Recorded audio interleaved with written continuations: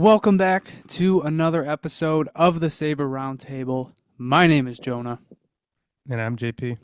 and as always, we will be talking to you about all things Buffalo Sabres hockey and even a little bit of the wider NHL. Just JP and I today. Christian is traveling, and Jesse is still coming to terms with the fact that John Cena turned heel last night. I share that pain. Honestly, I it was tough for me to get up for this today. I mean, dude, it shakes you to your core, like something like that. I am still reeling from it. Yeah, I mean, if I think of watching WWE with you as a child, I think of you wearing all your John Cena stuff, your John Cena like stuffed animal thing that we'd throw around. Like that had to really hurt your core. Raw's in town tomorrow, and this is the whole John Cena goodbye tour. So he's done in December of this year.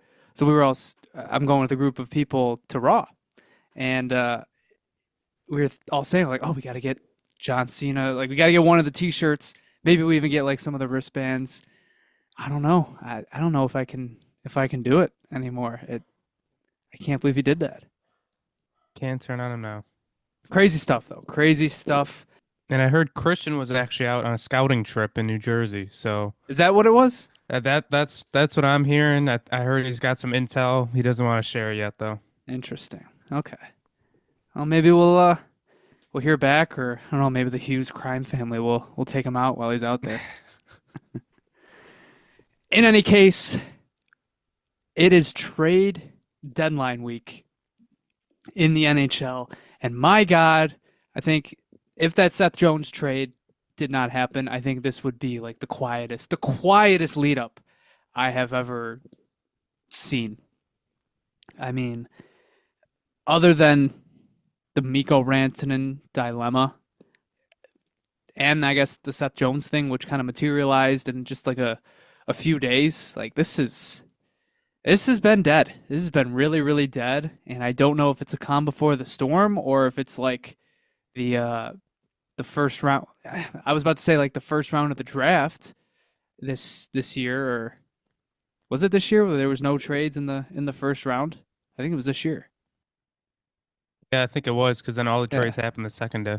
But like even that, they had a ton of rumors. Like you had Buffalo's pick was in play, New Jersey, like a lot more smoke then, and right now it just feels like we are due for quiet deadline. I mean, legitimately, the headlines around Sabres Twitter right now are stuff that really isn't going to happen. It's just that teams are calling on some of our better players. I was gonna say like the discourse for the last, you could probably say since November, has been teams are calling. The Sabres want this. Teams aren't willing to go there. And then rinse and repeat over and over again. And every so often, it started with Cousins and Byram. And every so often, you get a new name thrown in there. Alex Tuck was thrown in a few weeks ago for the first time. And then this past week with JJ Peterka out of nowhere. But it's just the same old teams are calling, and the Sabres want to get a fair price. So I don't know where we really stand. Are we due for a week where teams up their offers and maybe actually get the Sabres to think twice about moving these guys, or is this just destined for summer discourse? I think things will ramp up as the week goes on. I mean, we already held out Yoki Haru out of a game for supposedly trade-related reasons, which means we I think should we at just least be making one trade. So was it I, trade related though. I would honestly, I would think so because he has been scoring recently. Like he has quote unquote been playing better. Plus they did go 11-7. It is a little weird, Yeah, exactly. You're not going to but play Bryson, Gilbert, and Clifton over Yoki. Like that's just I guess I also feel like Henry Okihari was like the least deserving of a player that should be held out due to injury well, for a yeah, trade. he's kind of scoring like he's a phenom right now. I don't know. Not to twist my tinfoil cap, but like with this Jason Zucker being held out stuff too, like I I thought sort of about it. thought Like Hmm. even Lindy, because Lindy's going to the media and being like, we didn't see this coming. Neither did Jason. He wasn't even on the ice for practice today. I don't know. It's a little suspicious, if you ask me. I thought the same thing. I mean, because I think Lindy was asked about it when he was on the radio Tuesday. He was like, "Oh, we think it's just going to be a day-to-day thing," and now he's missed what 2 games, and he's probably going to miss a third. It looks like if he's not even practicing. So I've thought the same thing that maybe they really are preparing to trade him. Does this also mean that Sam Lafferty's being held out due to trade? You know what? We could make Lafferty think that. How about that? Put that in his mind. I think it's absolutely incredible that it has gotten to this point with him. Like they dressed the 12-6 lineup against Carolina. They could have done it again. Like there was nothing stopping them, and Lindy willingly chose to scratch Lafferty. Just man, It's the right decision. I no, he mean, does. It's props to Lindy. It's just that fourth line going into the season, I mean, of course, we were all hyping it up. But if you were to say like our order of who we thought was best, it was probably Obey Kubel, then Lafferty, then Malenstein. It's literally the complete opposite. Like literally two of them aren't even playing for us anymore. mm. And Malenstein's actually been good. I still think Albe Kubel just needed like he just got off on the wrong foot and never Yeah, recovered. But I agree with that. still, it's I mean, no one claimed him on waivers, so it's not like he's, you know, mm-hmm. really wanted, I guess. No, no, definitely had more hopes for that signing, but it did not work out. Anyways, before we get more into the NHL trade deadline stuff, previewing a bit more about the Sabres roster heading in, we can touch on 2 losses that the Sabres did suffer since we last recorded. The first of which, worst game of the season? There have been some tough losses. We actually joked a few months ago about like the worst losses of the season, but I feel like this was just one of the worst games of the season from start to finish. The Sabres just getting boat raced by the Carolina Hurricanes for 60 minutes. I mean, that was all Hurricanes from the moment the puck dropped. Dylan Cousins loses a fight to Jesperi Kotkaniemi, and it ends in a 5-2 loss to the Hurricanes. And there's really just not much to take away from that one, especially good. Yeah, I think the only thing really notable that came out of that game is what UPL got pulled like 5 minutes into the game, Mm-hmm. and Reimer came in, and I mean, like the first goal, like there's nothing UPL really could have done. That's just a bad bounce. But the second goal, like You need to there's a stop reason. there. I Yeah, think Lindy felt that like it was now or never. Like the game either changes now yeah. or it's gone, and gave it his best shot. James Reimer actually came in, played pretty well. He did let in a 1 goal shortly in, but that was on the power play. So oh well. And yeah, even then the Sabres they had a chance. They had power plays. They just did nothing with them. Well, I say they did nothing with them. Alex Tuck did score on one, but the other power plays just weren't threatening whatsoever. And the Hurricanes took a 4-1 lead into the third period. The Sabres did make it 4-2, but Carolina would get the empty netter, and that was that. Like I said, not really much to focus on in this one. I don't even want to get into the Owen Power stuff and the Bowen Byram stuff. It's just it's it's not worth it, man. I just not trying to single out anybody because it's not just one person. It's a lot of people, and it's not worth it. Everybody knows where they stand. There's really no point to really discuss it any further, at least right now. I agree. I just want to give one shout out. Um, the guy, I believe it's Crossing the Swords Pod. Am I correct on that? You are His breakdown of the play. Gatesy. I Yeah, I thought it was honestly a very good breakdown. So I want to give him a shout out there. I thought it was kind of cool that he mentioned, us and who we got into a little dispute with, but it's not like he singled anybody out. Like he just No, he just said he there was brought a it up. dispute and then he analyzed the play. I thought that was kind of a cool video. Fight night and on Sabres Sabres Twitter. Twitter fight night. Yeah. Yeah, I thought that was cool. No, it's You could get into an argument like any day on Twitter. Like I know even like there's some other creators, I'm not going to single anybody out, but they're saying like I've given up on, some of this discourse because it's just not worth it anymore. You're not going to change people's minds and that's their own opinion. Like yeah. it is what it is. No, it is what it is. It wasn't even about that one singular play. It's just been, man, you could say years of buildup at this point as to what like the Owen Power landscape looks like. And like I said, lines have been drawn. Everybody knows where they stand, and there's just really no point to go deep into it. So it is what it is. We'll leave it be and move past it. I mean, we joked about it last episode.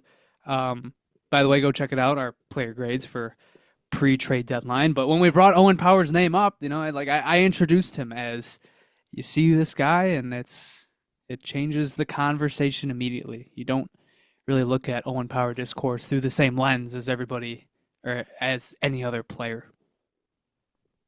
And as many Twitter discourses we might get into, we get into about 3 or 4 times as many with our own father about the same player. So we were well versed for this argument. That is very true. Yeah, we've done in person, on Twitter, on the keyboard. Doesn't matter. We've done it all. Mhm. So until next time, next Owen Power dispute. Anyways, I did want to bring up Bowen Byram had a pretty bad night at the office. He was rough. He was very rough. Ran into the boards at one point. Risto vibes. Risto vibes out of that one. The second Carolina goal was solely on him. Took a puck off the boards weird, went right to the slot, which led to Rantanen scoring, and then Still should have been saved, but still an should awful have been play saved, by but Byram. pretty brutal turnover.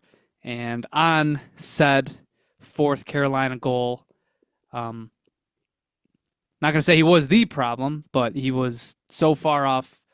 He was so far out of position the camera couldn't catch him, and just not one of his better nights, not at all. But other than that, not really much more to take out of that one. Sabres have not won a game in Carolina since 2016. Harambe the Gorilla was still alive. It's insane. Okay, on the last night's game, Montreal Canadiens coming to Buffalo, also on a bit of a streak on their own. They've won the last 5 contests here. Closely contested affair, but the go-ahead goal, which was scored with 2 seconds left in the second period, would prove to be the decider. Montreal would hang on and win that one 4-2. So as quickly as the Sabres emerged out of the break, out of the Four Nations break, with 2 big wins, 2 losses, follow those up. And I feel like that kind of dashes any somewhat playoff implications. I know Operation Win 10 straight, that was going strong for a few days there, but that operation better kick into high gear quick, because this could be it. This weekend could have been the nail in the coffin.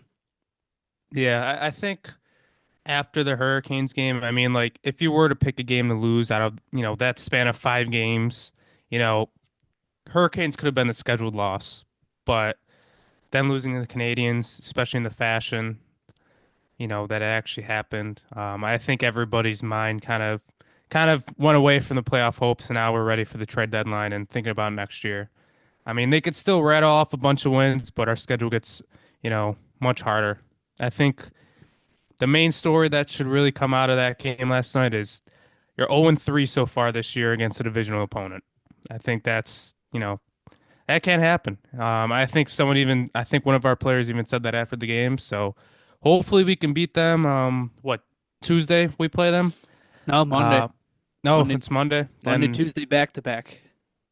Then hopefully, we could win one game against the Canadians this year, who, start off hot, but aren't really in the playoff race too much anymore. So hopefully, we can beat them once. Hopefully. All right. We won't spend any more time on those games. Not really much to cover. Like we said, that hasn't been covered in months past. Sabres are back in action on Monday against Montreal, Tuesday against San Jose, and then Thursday against Tampa Bay before heading into Friday's trade deadline. So, speaking of the trade deadline, this is a very interesting point in the Sabres season, as it usually is every year. Every year except for 2023 for the past 14 years, the Sabres have been sellers at the trade deadline.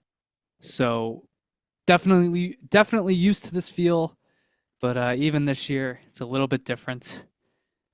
Teams are calling on just about every good player that the Sabres have, not named Tage Thompson or Rasmus Dahlin. And you don't really know what to expect. You can feel one way, like it sort of feels like nothing's going to happen. But at the same time, things sort of get quiet when Kevin Adams starts to make his moves. So you might be on the other side of that, being like, okay, maybe he is cooking up something. Last year, I had a hunch. I had a hunch that something was coming. It didn't have to be Casey Middlestat, whether it was him, whether it was like Jordan Greenway, whether it was something, maybe it was a prospect trade that brought in a roster piece. I felt like something was going to give at last year's trade deadline. And I'd be lying if I said I had the same feeling again this year. It just feels like I'm holding out hope for something, but it doesn't feel like something's imminent. Because at the end of the day, nothing is really pressing right now. There's really nothing that needs to be solved. The Middlestat thing, you knew you had the contract on the horizon, and you figured his value would never have been higher than last year, and they sold high. They went after Bowen Byram. This year, I just don't. Everybody's at a low point. It's kind of the opposite, except for Bowen Byram, ironically enough. It just doesn't feel like there's anything building as of right now. I don't know. Do you feel the same way? Yeah, for the most part. I mean, I feel like you do have some decisions to make. They might not be, maybe as big of a decision as getting rid of Middlestat last year, like you mentioned. But I mean, Byram is probably at a high point, and he is due a contract. We've already talked about Greenway. We've already talked about Zucker. Like, I think those are really the three big names, and he kind of, how Kevin Adams treats these next 5 days, will be probably a determination on what happens this offseason with those players. So I think that's really the main storyline, but I really don't see anything big or shocking happening. Like it's it's quiet. Maybe it's too quiet. Like maybe Kevin is cooking something, who knows? Um, but I feel like you really haven't even seen too many like, oh, Sabre scouts have been at, certain games, or there've been a bunch of scouts at our games. Just I feel like haven't there's been seen that much. some of that, like Vegas. There's been a lot of connections there. Minnesota was brought up as one.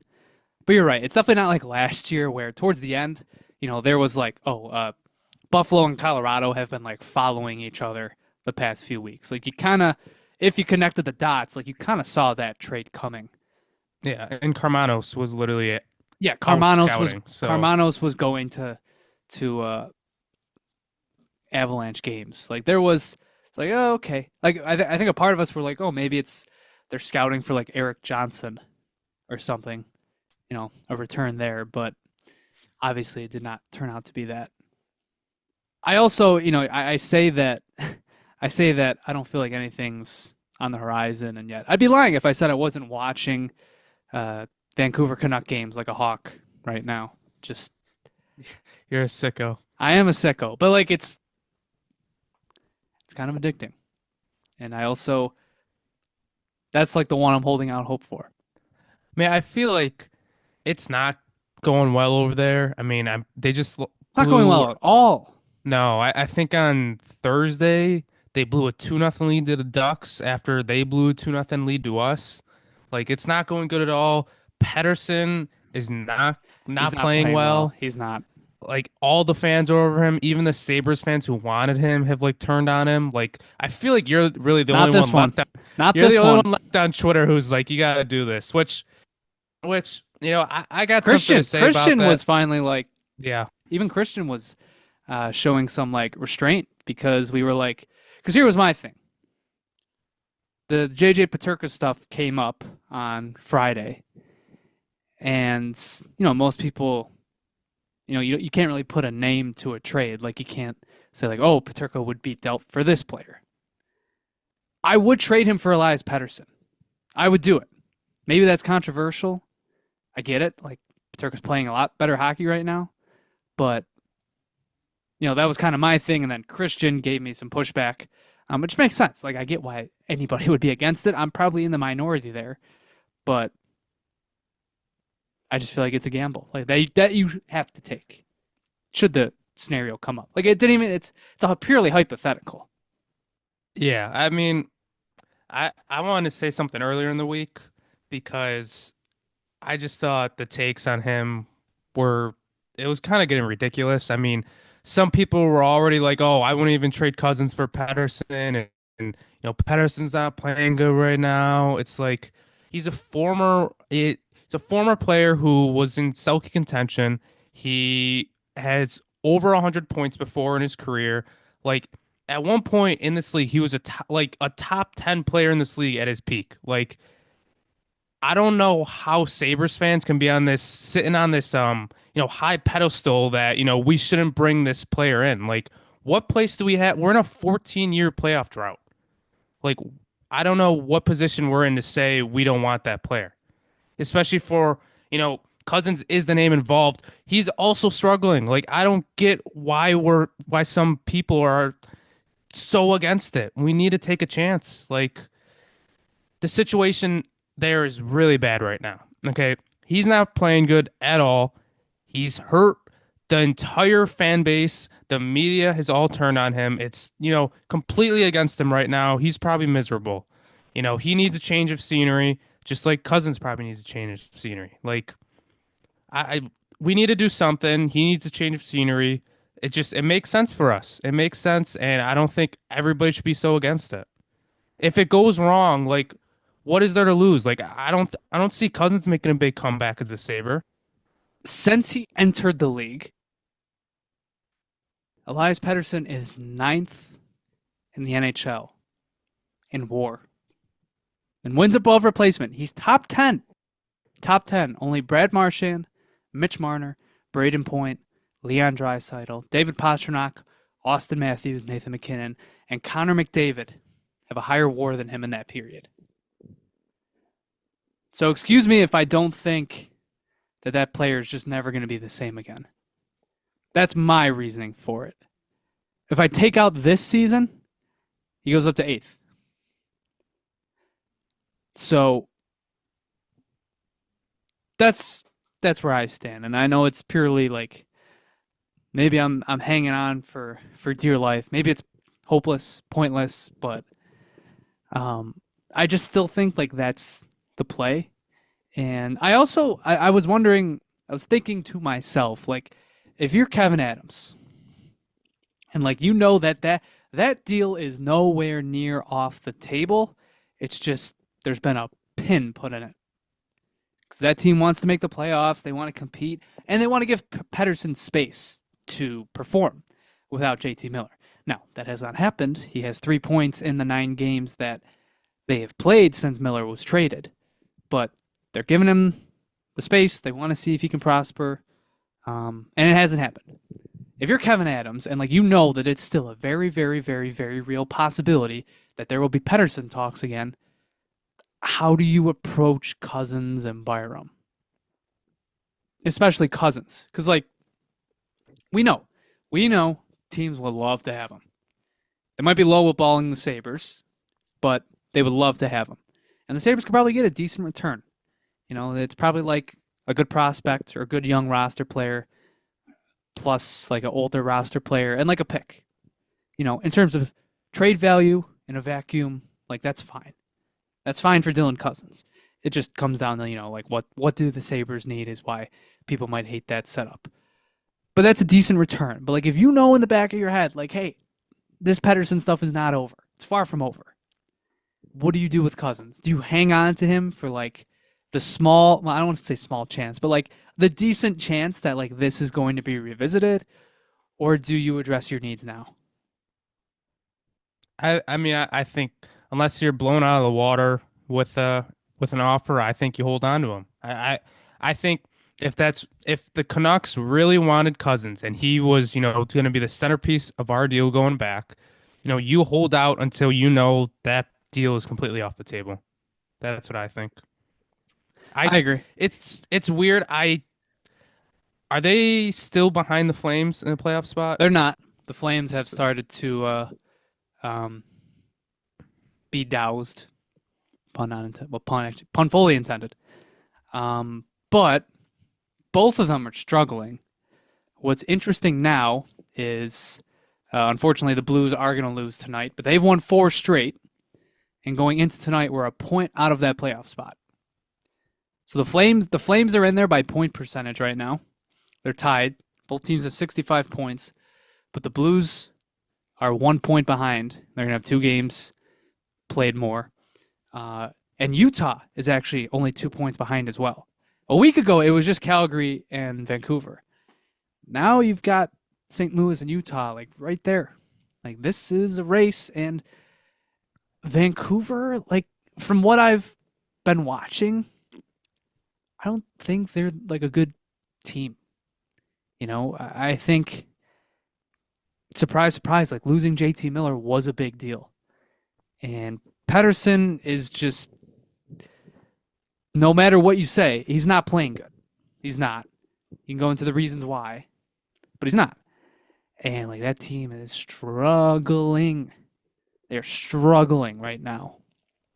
So, it's going to be interesting. Like I think even if they make the playoffs, Pettersson's a goner. If they miss and like Pettersson's play continues throughout the season and they go into the draft and his value's never been lower, and like 6 months ago you could have gotten Cousins and Byram, and now the Sabres are coming at you just offering like Cousins, they're going to be kicking themselves. And like they might be kicking them. That might be like the dilemma right now. Like, do we pull the trigger? Because his value might never be, it might not be this high in the next few months. So I don't know. We're covering old ground here. We've talked about Pettersson a ton. But I've been keeping my eye on this because like Vancouver's really not playing well going into this break or into this deadline. And it just makes me wonder. Yeah, I just feel like if there were to be one surprise trade at this deadline, I think that's the one. I feel like it would be that, yeah. Because that's the only scenario where the Sabres are buying. And every other player that's being talked about, like they're selling off. So if Vancouver calls them back, I think they bite. Okay, enough of Pettersson. We can get into the other players. We'll start with some of the news that dropped earlier this week. Started with insider trading on Tuesday. Darren Dreger talking about how Cousins, Byram, Alex Tuck, teams are calling about them. Still, offers are still nowhere near close to being high enough. Those offers need to be raised, or none of them are moving at the deadline. We got into the JJ Peterka thing, which came out of nowhere. Frank Seravalli threw him on his trade board and said teams had been calling in droves as of late about him, but still, same thing. Sabres are not shopping him. It's just teams calling.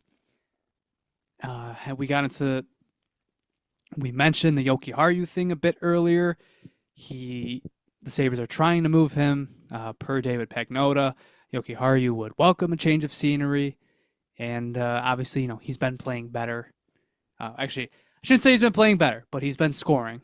So you do wonder if this is the year they can finally get to move him, because they tried last year and to no avail, but here we are again. Maybe this is the year. And then Finally, Elliot Friedman, 32 Thoughts written column, said that the Sabres are attempting to re-sign Jordan Greenway. So going into this week, that's what we know. That's kind of where the Sabres stand as of now. Yeah, I think it'll be interesting to see it unfold, to see, if they do move any of these guys and if they do move them, like what the return is. Um, I know, everybody is, completely against, trading for futures right now, which I do understand. But the one pushback I will give is like, for example, let's just say, you can trade Zucker for like a second or maybe even a first because that Nyquist trade was kind of crazy. You could turn around and use those picks in a trade this offseason. Like I think that's the one thing that I don't see people talking about enough. Like I see everybody saying, we're looking for something to improve our team for next year. We're looking for a player. If we're not getting the best player in the deal back, then like we shouldn't be making the trade. We can still like trade for picks and use those as assets. Like I could see that being a possibility. Like especially, you know, like Jonas said earlier in the episode, like maybe Zucker is being held out for different reasons than other just, not just because of his injury. Maybe conversations had changed and he said he won't resign here. You know, you're probably not going to get like a player back in that scenario because he's a rental. Like I could see, you know, trading him for a, high round pick, but then use that in the offseason. I think the only things that should really be off the table, no matter who it is like prospects, unless it's like a close NHL ready prospect, but I don't think any should really be in contention. Like even Yoki Haru, like the only trade I see happening with him is either a pick or like a similar trade to when we got Yoki Haru, like Nylander for Yoki Haru, like two guys who need a change of scenery. I think you're right. I think it's less about people ignoring. I think it's just a lack of faith in Adams to turn and twist those assets into more. I mean, it is crazy to think the last first round pick that the Sabres traded was for Brandon Montour in 2019. And the last time that the Sabres as a whole, like this spans two owners and 18 years. The last time the Sabres went into an NHL draft without a first round pick, it was 2007. So it's almost more of an organizational thing that they just don't.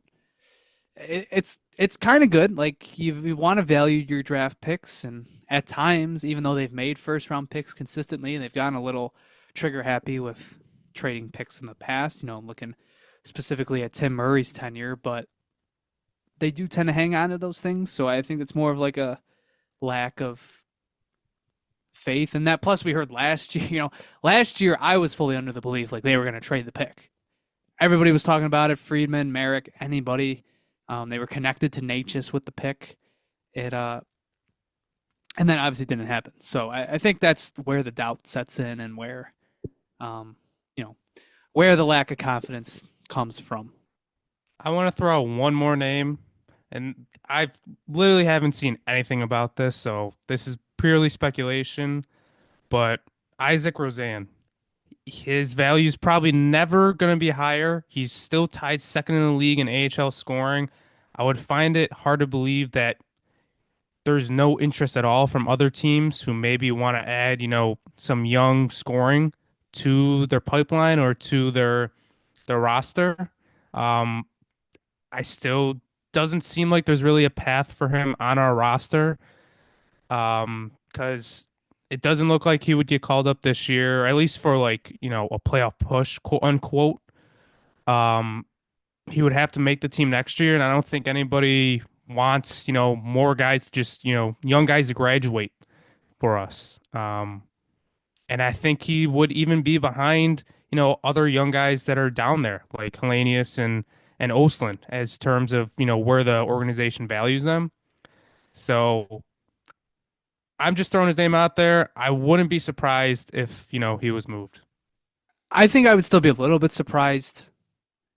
They just have never given the guy a chance. and it is sort of crazy. Like you look at what Yuri Kulik did this year, and for a few weeks, like you had a lot of injuries. Greenway was out. Albie Kubel had been waived. Lafferty wasn't playing. Kozak was hurt, and all we got from that period was what, 2 games? No, 1 game. How many games of Roseanne did we get? Maybe two. I don't know. I mean, Tyson Kozak was really the name that came out of that stretch. Yeah, it felt like he. I feel like that. It felt like that was the window, and it just feels like, given how this season looks, and like I know the Amerks have been what they are, and he's a huge part of that. He might be. He's like a top. He's a top 2 reason of why that team is where they are. Not giving your best, not giving your highest scoring prospect, who is also 21, a chance in the NHL in a dead season.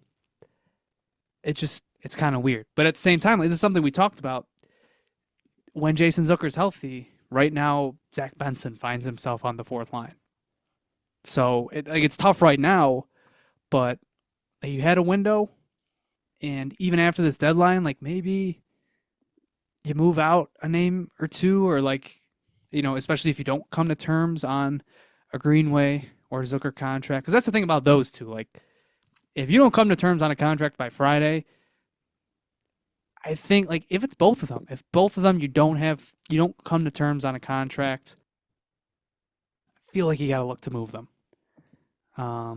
Can't lose him for nothing. Same thing with Yoki. I mean, we're not re-signing him, but I'm just saying you can't lose these guys who are impending UFAs for nothing.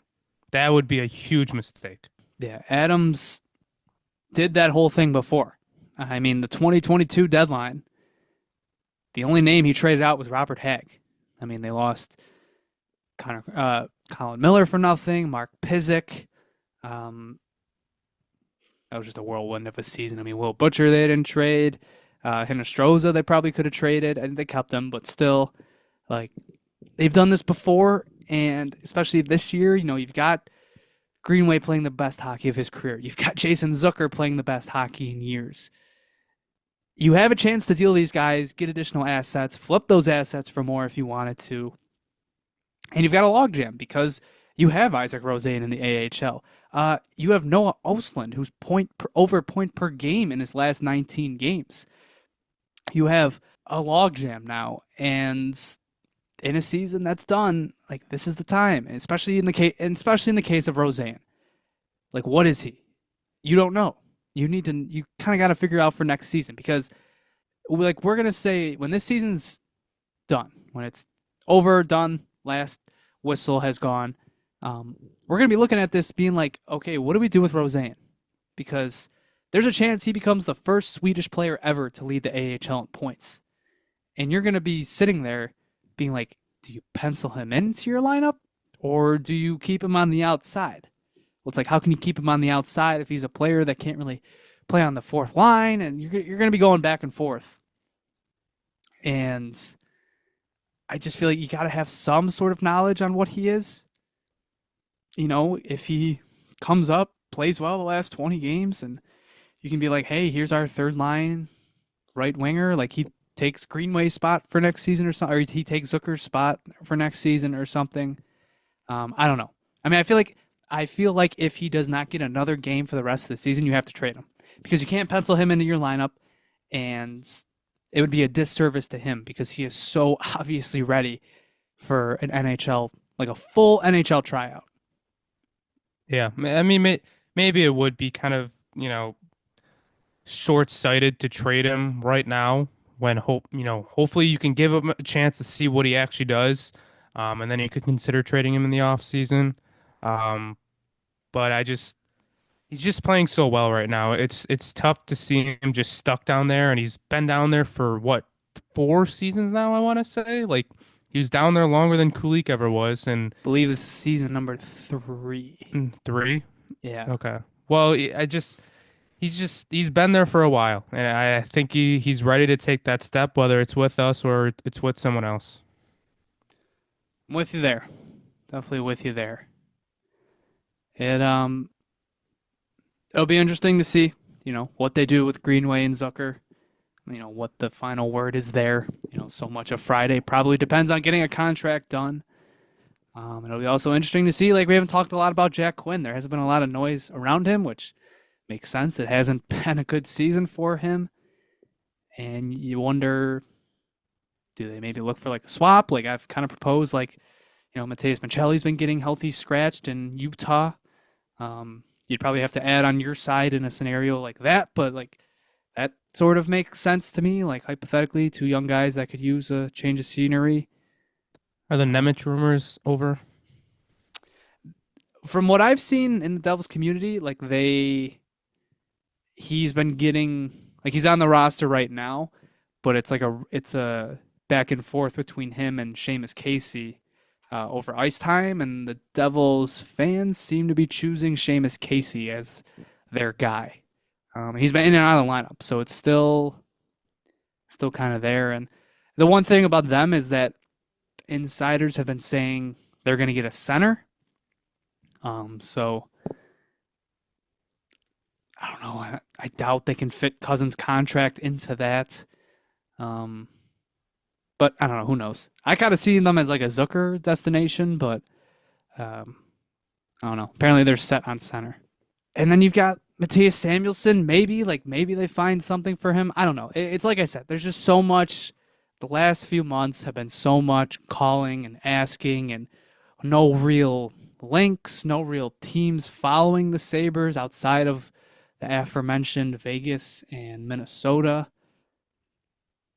I don't know. It's definitely, the only smoke earlier in the season was when Karmanos was visiting the Detroit Red Wings games, and supposedly a trade got close. But since then, the Red Wings fired their coach, hired Todd McClellan, have gone on a run, and now might friggin' make the playoffs. So other than that, we really have had nothing. So I do not know what to expect Friday. I just hope, even if it's not us, I just hope it's somewhat, there's some active teams this whole week. I don't want it to be completely dead quiet. If you want the Sabres to accomplish one thing at this deadline, what would you want that to be? I think for me, I think it's, simple answer, but I just want them to make their decisions on Greenway and Zucker. Like I want to know by the end of this week what they're doing with them, because I want them, I want to know if they're going to be with us next year, or if we're moving them. What about you? This is year 4. Find Owen Power a friggin' partner. Please. Good luck with that. Do it. Do it, please. I don't They've see been that talking happen about in it this since next week. 2022. They were talking about it in 2022. They wanted to find Owen Power's partner then.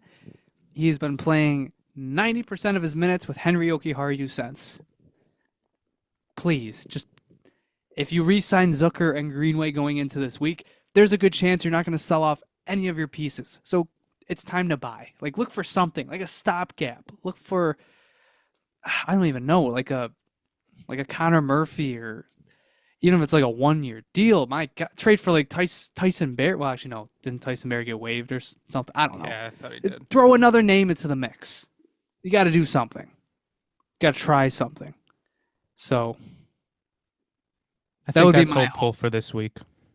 I guess, probably.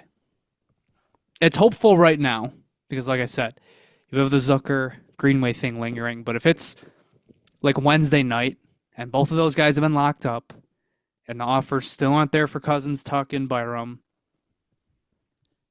look for a defenseman. Look for something.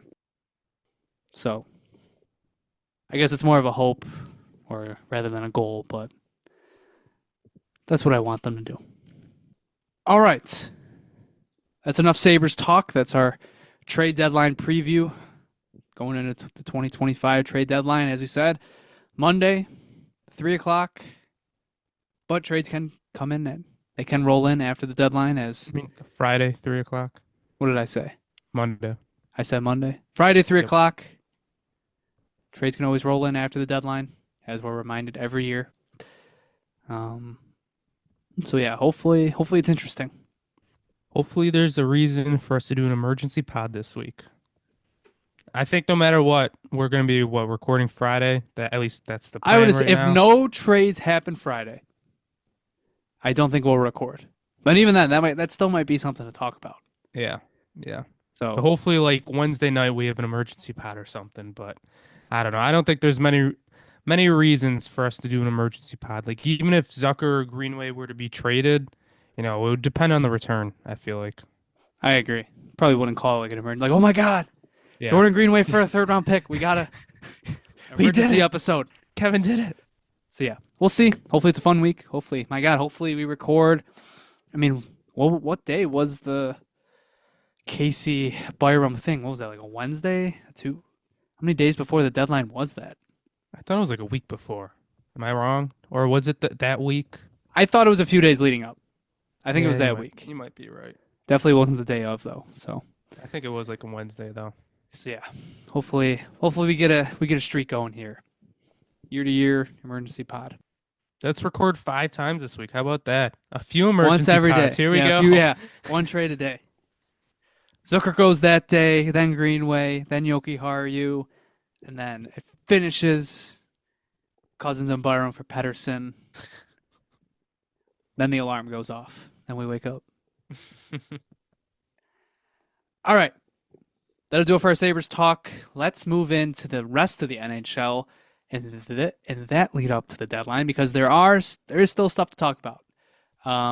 Before we get into all the trades that have happened to this point, it is important to touch on the biggest storyline heading in, Mikko Rantanen. Obviously, there's been a lot of talk about the Hurricanes possibly flipping him. And funny enough, the game against the Sabres was a good story for the Hurricanes because they were coming off a few losses. They got shut out in Montreal. Obviously, they had their way with the Sabres. Rantanen had a multi-point night. But then they lost again to Edmonton last night as well.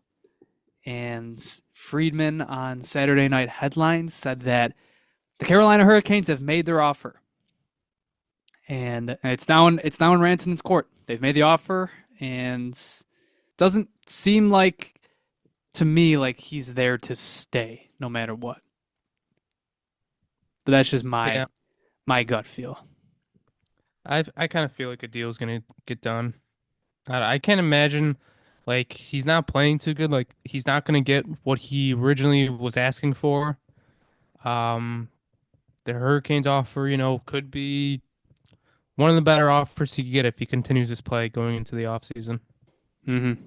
Yeah, it's also interesting because whoever owns Rantanen at the deadline, gets to offer him the 8th year for a contract extension. So does the team value that a lot? Do they up their offer last minute? Do they make it interesting? I don't know. But that's definitely what all eyes are on heading into the deadline. Now for the trades, the fun part. We'll start with the aforementioned Gustav Nyquist, someone who had a career season last year with Nashville, 75 points, only on pace for 30 this year.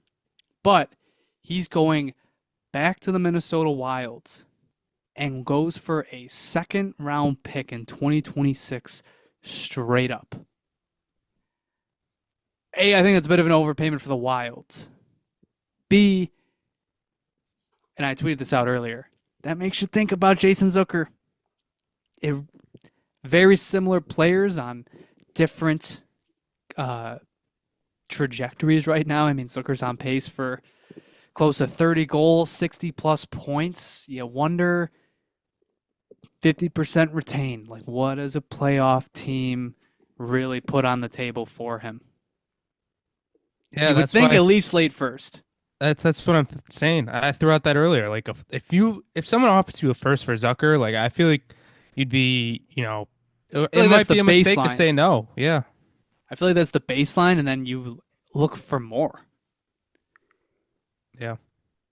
So that's one of the deals that happened. Another interesting one Ryan Lindgren and Jimmy Vesey and Hank Kemp from the New York Rangers headed to the Colorado Avalanche for Kelvin DeHaan, Juuso Parssinen, who's second trade of the year he's been involved in, and a conditional second and fourth round pick in the 2025 NHL draft. So Ryan Lindgren, someone who was at once upon a time like a hero of the New York Rangers 2022 run in the Stanley Cup playoffs. He's headed to Colorado along with Jimmy Vesey, and what I can only describe as just a really weird trade. Yeah, kind of weird that they're kind of selling them off, I guess you could say. I mean, at least for Lindgren, um, after they just, you know, paid up for JT Miller. Yeah, I don't know what the Rangers are really planning here because that's more draft capital cleared or cap space cleared. So, and they just held out Riley Smith. I don't know. I do sort of wonder what's going to happen here with the Rangers. Are they done? Are they waving the flag? Are they trying to do like the best of both worlds here? I don't know. This trade makes me wonder. It sounds to me like a defenseman spot just opened up on the Rangers blue line. Maybe they're thinking of, you know, goal scorer Henry Jokiharju.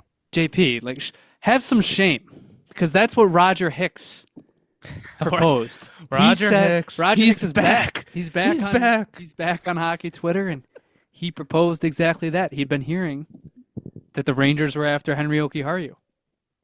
I forgot he was the one who threw that in my mind, but you know, it wouldn't be a trade deadline without Roger Hicks being back. So, and then finally we get on to the biggest trade of them all: Seth Jones going to the Florida Panthers for a first-round pick and Spencer Knight.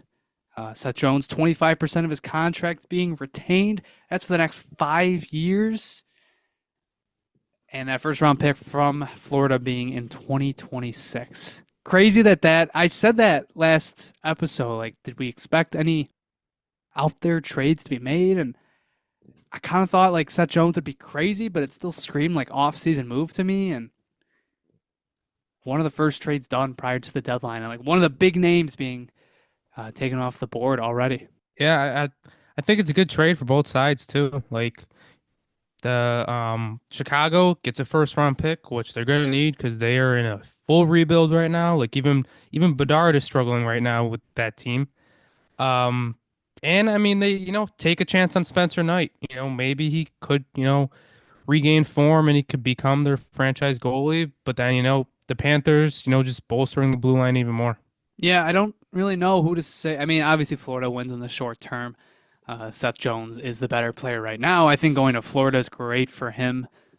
It's going to be interesting to see what they do with Aaron Ekblad now that they did get Seth Jones. I mean, that has to be sort of telling that they were willing to do that, especially with Ekblad's free agency looming. So we'll see how that progresses into the offseason. But, yeah, I mean, Chicago, you look at their goaltenders, it was, Peter Mrazek, Arvid Solerblom, like, nobody really to build around. Now you've got a guy to build around, you know, Spencer Knight. Like, hopefully all the mental health stuff is cleared up and he's good to go because this is an interesting opportunity for him. Like, he's not sitting behind Sergei Bobrovsky anymore. Like, he has the keys to the Blackhawks team, and hopefully, you know, for the Blackhawks' sake, with all the losing they've done, hopefully he can be like a Lucas Dostal who know, or a Mackenzie Blackwood. Like, who knows if like put them on a good team, good defense, like they keep the metrics going. But like when they're on a team that gets shelled and peppered night in and night out, that they can help steal a few games here and there. So yeah, it's interesting. It's going to be interesting to see how Knight does on a new team. Same with Seth Jones. It's be weird to look back on this in a few years. It's a good hockey move.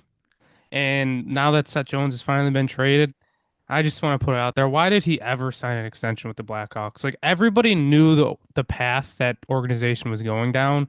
It just felt weird right when he signed that. I mean, obviously it's because of the money, but it's like he was so miserable there, and it's like you only have yourself to blame. It's definitely one of those deals that from day one literally day one, the day that trade was made, you saw this day coming. That you just kind of felt like it wasn't going to work out and he would be headed elsewhere for pennies on the dollar. But that is all we have heading into trade deadline week. So, a couple notable names, Ryan Lindgren, not the greatest hockey player, but a name of interest. Gustav Nyquist, good veteran player. And then obviously Seth Jones, one of the biggest contracts in the league and a player who at one point was highly, highly regarded, whether it was deserved or not. And going for a top prospect in Spencer Knight as well. So interesting start to the deadline week. We'll see if that momentum carries into next week or into this week and builds to a crescendo this Friday. But other than that, I don't think we really have much. Don't have anything else to really touch on. That's our whole spiel. I mean, as I've said multiple times, the Sabres trade deadline, it's not being shaped on a day-to-day basis. We've known what this was going to look like for a few months now. The team has to come to them with an offer that makes them think twice and makes them sign the deal, shake the hand, and change the trajectory of the core. So, if you don't have anything else, then I don't see why we have any reason not to sign off here and await any potential Sabres trades. I got nothing else this time. All right. With that, thank you very much for listening. If you want to follow us on Twitter, you can follow us at The Sabre Report. Also on Instagram, TikTok, and YouTube at The Sabre Report. If you listen to this on YouTube, thank you very much for listening. Be sure to like, share, and subscribe. If you want updates of the pod, you can follow us at Sabre Report Pod. Go give our friends over at the Buffalo Sports Talk podcast a listen. Bills offseason is in full swing. Myles Garrett rumors floating out everywhere. Max Crosby, whoever it is. Go give them a listen. They do great stuff covering the Bills. But other than that, I think that's all we got. We'll see you guys next time. Hopefully something interesting to talk about. Hopefully a big sweeping trade. Hopefully Elias Pettersson is a Buffalo Sabre. If not, the rest of the season's going to be pretty boring. It's going to suck. Yeah, this is like the last. I was thinking about that too. Like, this is the last month is going to be a struggle if there's nothing interesting to really watch for. The only interesting thing will be Capitals game. That'll be the only thing. He scored again. He's going to do it. He's going to do it. All right. We'll see you guys next time. Thanks for listening. And as always, go Sabres. Go Sabres.